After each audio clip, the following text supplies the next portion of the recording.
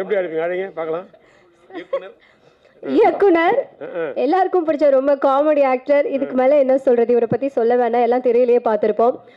நமக்கு எல்லாருக்கும் ரொம்ப பிடிச்ச ஃப்ரெண்ட்ஸ் அண்ட் வல்லவன் நிறைய ஹிட் படம் வந்து கொடுத்துருக்காரு. சாரி சார், ஏதோ தப்பா சொல்லிக்க, உங்களை பார்த்தோன்னே எனக்கு பேச்சு வரல சார். இல்ல சாரை பார்த்தோன்னே எனக்கு பேச்சு வரல. நானும் சச்செல்லாம் சின்ன வயசுல ஃப்ரெண்ட்ஸு. படம் ஆரம்பிக்கும் போது வந்தவங்க சச்சு, நான் பின்னாடி கொஞ்சம் வந்தோம். அப்படிதான் உண்மையிலேயே ரொம்ப சந்தோஷமாக இருக்குது. எனக்கு வந்து நினைவுகள் வர்றது வந்து நான் சினிமாவில் வரதுக்கு ட்ரை பண்ணும்போது மதர்லாண்ட் பிக்சர்ஸ் போவேன். ரங்கராஜ் சார் டைரக்ட் பண்ணிகிட்ருப்பார். உள்ளே விட மாட்டாங்க நம்மளை. அவங்க அசிஸ்டன்ட்லாம் துரத்தி, பாலானந்த் உங்கள்கிட்ட இருந்தால் ஒர்க் பண்ணார்ல சார், பாலானந்த் அவங்கெல்லாம் அங்கே இருப்பாங்க. பாலானந்த் துரத்திடுவார் நம்மளை, கிட்டே சேர்க்க விட மாட்டார். ஆமாம், ராம்தாஸ் அதுக்கு மேலே. அதனால் பரவாயில்ல, கடைசியில் எப்படியோ சுற்றி வந்து நமக்கு ரங்கராஜ் சார் படத்தில் நடிக்கிறது ஒரு வாய்ப்பு கிடைச்சதுக்கு ரொம்ப சந்தோஷமாக இருக்குது. ரொம்ப தேங்க்யூ சார். அது ஏன்னா வாழ்க்கையில் நடக்காத ஒரு விஷயம் அது இல்லையா. ரொம்ப முயற்சி பண்ணேன் அந்த நேரத்தில். அதுமாதிரி நிறைய படங்கள் வந்து ரவிக்குமார் சொல்லுவார்ல, எடுத்த படம்லாம் ஓடாதுன்னு. அது மாதிரி எனக்கு எல்லா படமும் ஓடாது. எந்த படத்தையும் பூஜையில் நின்றுடும் பாதியிலேயே. அது கூட பரவாயில்ல. பெரிய குடும்பம் ஒரு படம் வசனம் எழுதினேன், நம்ம ஜோக்கு சொல்கிறேன் நான். அந்த படம் டைரக்ட் பண்ண சொன்னாங்க ப்ரொடியூசர் வந்து, ஜெமினி கலர் ஃபிலிம் லேபரேட்டரி. நம்ம பண்ண மாட்டேன்னு சொல்லிட்டேன். ரவிக்குமார் கேட்டார், என்னடா பைத்துக்காரா, நீ டைரக்டராக தானே வந்த, அப்படியே பண்ண மாட்டேன்னு சொல்கிறேன். இல்லை சார், என் படம்லாம் ஃபைனான்ஸில் நின்று போச்சு. ஒரு படம் சென்சார் ஆகி பாண்டியராஜன் படத்தையும் நிறுத்திட்டாரு. 3 நாள் பூஜை போட்டு நின்று போச்சு. அதனால் நான் பண்ண மாட்டேன். ஒழுங்காக நீங்கள் சம்பளம் கொடுக்குறீங்க, நான் பண்ண மாட்டேன் டைரக்ஷன்ட்டேன். திட்டினார் ரவிக்குமார் சார், முட்டாள். அவங்கெல்லாம் ஃபைனான்ஸ்லாம் நின்று போச்சு படம். ஆனால் இது வந்து யார் தெரியுமா company? Gemini colour film laboratory. Film வச்சுருப்பாங்கடா, காசு இல்லைனா கூட ஃபிலிம் இருக்குது, பிரிண்ட் அடிச்சு ரிலீஸ் பண்ணுவாங்க. அப்படி சொல்லி தான் தைரியம் கொடுத்தா டைரக்ட் பண்ண சொன்னார். எனக்கு ரொம்ப சரி, அதுவும் டைரக்ட் சொல்கிற கருத்து தானே ரவிக்குமார் சொல்கிறாரு.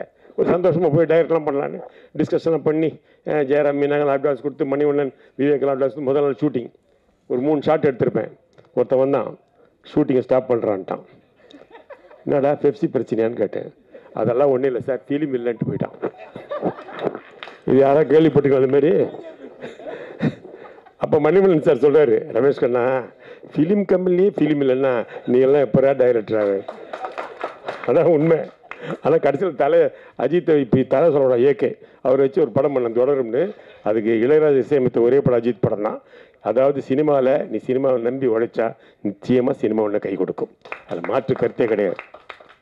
அதே மாதிரி எங்கள் செல்லுமணி சார் இருக்கிற வரைக்கும் எங்கள் தொழிலாளர்களுக்கும் சரி, டெக்னீஷியன் சரி, சினிமாவுக்கும் சரி ரொம்ப நல்லது. நீங்கள் இருந்துக்கிட்டே இருக்கணும், எங்களுக்கு வேறு வழி கிடையாது. ஏன்னா படைப்பாளில் தான் அவர் ஆரம்பித்தார் இந்த தொழிலை. இப்போ அவர் அதனால் படங்கள் நிறைய பண்ண முடியல பாவம். ஆனால் இன்றைக்கி வீடு கட்டுற அளவுக்கு எங்களுக்கெல்லாம் ஒரு வழி போகிறதுக்கு இருக்கார். அதனால் அவருக்கும் தமிழக முதல்வருக்கும் உதயநிதி எல்லாருக்குமே துணை முதல்வருக்கு நன்றி தெரிவிச்சுக்கிறேன். ரொம்ப முக்கியமான விஷயம், சினிமா சின்ன படங்கள் ஓடணுன்னா சின்ன படங்களுக்கு சின்ன தியேட்டர்கள் தேவை. அது நாங்கள் ரொம்ப காலமாக செல்வனி சார் சொல்லிட்டுருக்காரு. அதான் உண்மை. ஏன்னா 200 ரூபா 300 ரூபா கொடுத்து டிக்கெட் பார்க்க படம் முடியாது. ஆட்டோ ஓட்டுறவங்க, ரிக்ஷா ஓட்டுறவங்க, ரோட்டில் கடை வச்சுருக்கவங்க எப்படி பார்ப்பாங்க? அவங்க அந்த காம்ப்ளெக்ஸ்குள்ளே போகிறதுக்கே பயப்படுறாங்க. ஏன்னா மாடர்ன் காம்ப்ளெக்ஸ் எல்லாம் ஸ்டைலாக போகிறான். அப்புறம் அவங்களுக்கு பார்க்கிங் விட்டால் 3 படத்துக்கு டிக்கெட்டு பார்க்கிங்கில் வாங்கிட்டு போயிடுறான். அதில் 3 படம் பார்த்துக்கலாம். அப்போல்லாம் அந்த காலத்தில் நீங்கள் பார்த்தீங்கன்னா சஃபையர் தியேட்டர் இருக்கும், பெரிய தியேட்டரு, பக்கத்துலேயே சன் தியேட்டர் இருக்கும் நம்மள மாதிரி ஆளுங்க பார்க்குறதுக்கு. தேவி பேரடைஸ் சாந்தி இருக்கும், பக்கத்துலேயே பிளாசான்னு சந்தில் ஒரு தியேட்டர் இருக்கும், பேரகன். இந்த பக்கம் பெருசாக கேசினோ இருக்கும், பக்கத்தில் கெய்ட்டின்னு ஒரு தியேட்டர் இருக்கும். எல்லா இடத்துலையும் எல்லா தரப்பு மக்களுக்கு அப்போ தியேட்டர் இருந்துச்சு. இப்போ அது இல்லை. உண்மைதான், எங்கே போய் அந்த மாதிரி தான் இருக்கும். நீங்கள் பார்த்துருப்பீங்க, 5 ஸ்டார் ஹோட்டலில் பார்த்து சாப்பிட்டுட்டு இருக்காங்க ஃபுல்லாக ஆளுங்க சாப்பிட்றாங்க. சாதாரண நடுத்தர ஹோட்டலில் சரவணா பவன், ஆடையார் ஆனந்த் பவன் இந்த மாதிரி ஹோட்டல்லையும் சாப்பிட்டுட்டு தான் இருக்கிறாங்க. ரோடு கட்டிலையும் சாப்பிட்டுட்டு தான் இருக்காங்க ஜனங்க. அப்போ ரோடு கட்டில் பார்க்குற எங்களை மாதிரி ஜனங்களுக்கு நீங்கள் தியேட்டர் ஓப்பன் பண்ணணும். அப்போ தான் சின்ன படங்கள் வளரும். இல்லை வேற்று கருத்தே கிடையாது. ஏன்னா 50 ரூபா டிக்கெட் போட்டு ஜிம்மு ஜாலியாக படம் பார்க்க தான் விரும்புகிறான். அவனுக்கு வசதி இல்லை, அதனால் படம் பார்க்கல. அதனால் சின்ன படங்கள் வரல.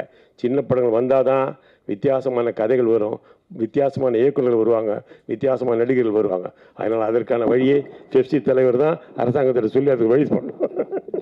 வந்தோடனே உங்களுக்கு ஒரு பெரிய சொல்லிட்டு அது மாதிரி சுந்தர் சார் இப்போ சொல்லணும், அருமையான இசையமைப்பாளர். என் பையனெல்லாம் வச்சு மியூசிக் பண்ணுறப்ப ஆசைப்பட்டார். அதே மாதிரி அறிவுமதி எங்கே அவர் அந்த காதல் மதி அற்புதமான பாடல் இருக்கார். வணக்கம் ஐயா, நான் அப்பொழுது கேட்டு எங்கப்பா அந்த கவிஞர் பிக்காசோவின் தூரியை தேடிந்தார் அப்படின்னு அற்புதமாக எழுதியிருந்தீங்க. அதாவது இங்கிலீஷ் படங்களை பற்றி எழுதியிருந்தீங்க, நல்லா இருந்தது. ரொம்ப வாழ்த்துக்கள். நல்ல மியூசிக் நல்லா இருந்தது. அது அழகான 2 பேர். ஸ்ரீகாந்தை பற்றி சொல்ல வேணாங்க, அவர் ஸ்ரீகாந்த் சூப்பராக அந்த படத்தில் நான் எப்படி எப்படி ஹார்ஸ் ரைட் பண்ணுறேன்? எனக்கு தெரிஞ்சு சினிமாவில் ஹார்ஸ் ரைட் பண்ணுறது பிரபு சார் மட்டும்தான். இளையதிலங்க பிரபு மட்டும் தான் பண்ணுவார். ஆனால் நீங்கள் அற்புதமாக பண்ணேன். எனக்கு ரொம்ப ஆச்சரியமாக, வெரி குட், சூப்பர், ரொம்ப எக்ஸ்டன்ட். அன்றைக்கி வந்து அவ்வளோ அற்புதமாக தைரியமா இல்லை, சூப்பராக பண்ணேன். உண்மையிலே பாராட்ட வேண்டிய விஷயம். அதேமாதிரி அவங்களும் பூஜிதாவும் ரொம்ப வெரி குட் ஆக்டிங், ரொம்ப நல்லா இருந்தது. ரொம்ப முக்கியமான விஷயம்னா பாடல் காட்சியில் கதைகளை சொல்கிறாங்க, அதுதான் ரொம்ப முக்கியம். சினிமா வெறும் எல்லோரும் 10 பேர் வருவாங்க, ஒரு 20 பேர் குரூப்ஸ் ஆடுவாங்க. இவனும் அந்த பொண்ணை லவ் பண்ணுற மாதிரி பாடுவான் பின்னாடி. அழகு அழகுன்னு அவனும் பாடுவான். இல்லை இவன் லவ் பண்ணுறானா ஹீரோ லவ் பண்ணுறான்னு தெரியாது. அவனும் கூட ஒரே மாதிரி அவனுக்கு எப்படி தெரியல. ஆனால் இதில் அப்படி இல்லை, 2 பேரும் ஏமாற்றிக்கிறாங்க. அதையெல்லாம் கதையிலே டைரக்டர் சொல்லியிருக்காரு. அதான் உண்மை, அதான் டைரக்டர். படம் சினிமாவில் பாட்டில் கதையை சொல்லினா நம்ம இந்த பாட்டை ரசிப்போம். பாட்டு நல்லா இல்லைனா கூட அழகாக பார்ப்போம். இப்போ இசையும் சேர்ந்து கதையும் சேரும்போது படம் பெரும்பாலும் வரும். நிச்சயமாக அந்த படம் மாபெரும் வெற்றி அடையும். கொஞ்சம் காதல் கொஞ்சம் மோதல் நிச்சயமாக ஒரு அற்புதமான படம். ரொம்ப நாள் எடுத்தாங்க, ரொம்ப நாள் டைட்டிலே சொல்ல நீங்கள் இல்லை சார். படம் முடிகிற வரைக்கும் டைட்டில் சொல்ல, அது ரொம்ப முக்கியமான விஷயம். எனக்கு பிடிச்ச நடிகர் டெல்லி கணேஷ் அவர்களை இழந்தது ஒரு மாபெரும் துயரத்துக்கு இருக்கிறது. ஏன்னா அவர் அற்புதமான நடிகர். அப்புறம் KR விஜய் மனம் நடித்தேன். படம் கொஞ்சம் காலம் ரொம்ப நாள் கழிச்சு தான் டைட்டில் சொன்னாங்க. அப்புறம் ரொம்ப நாள் யோசிச்சாங்க நினைக்கிறேன் டைட்டிலுக்கு. அப்படிலாம் யோசிக்காதீங்க சார், இப்போல்லாம் யோசிக்கிறது இல்லை யார். பழைய படத்தை பராசக்தி, காதலிக்கு நேரமில்லை, அப்படி பழைய படத்தை டைட்டில் அழகாக வச்சுட்டு போயிடுறாங்க. டைட்டில் திங்க் பண்ண கூட டைம் இல்லை டைரக்டர்கள். இப்போ அதான் உண்மை. என்ன ஆகுது தெரியுமா சார், அந்த பழைய படம் அந்த காதலிக்கு நேரமில்லை சொல்லி பராசக்தின்னு சொல்லும்போது அந்த படம் தான் ஞாபகம் வருது. உன் படம் ஞாபகம் வர மாட்டேங்குது. அதான் உண்மை. பழைய படங்கள் ஏன் டைட்டில் வைக்கிறீங்க? புதுசாக டைட்டில் வைங்க. அது ஒரு வழி பண்ணுங்க தயவுசெய்து. இந்த டைட்டில் பிரச்சனை அந்த காலத்துலேருந்து இருக்குது, இன்னும் இருக்குது. அதனால் நல்ல படங்கள் எடுத்து நல்ல திரைப்படம் கொடுக்கணும். அதுக்கு வந்து சின்ன படங்கள் வாழணும். அதான் உண்மை. அதுக்கு ரங்கராஜ் மாதிரி டைரக்டர் சார் மறுபடியும் வரணும். தேங்க்யூ, நன்றி.